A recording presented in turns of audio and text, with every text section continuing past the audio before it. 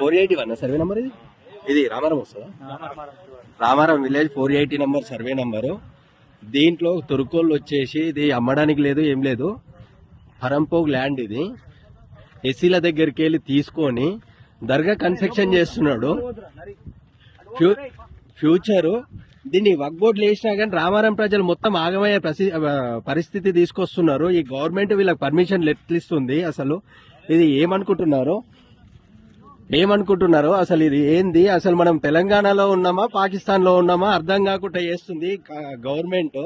ఇది ఎవరిదైనా సరే వేరే ఫ్యూచర్ లేకుండా 600 ఎకరాల ల్యాండ్ ఉంటది ఈ సర్వే నంబర్ లో.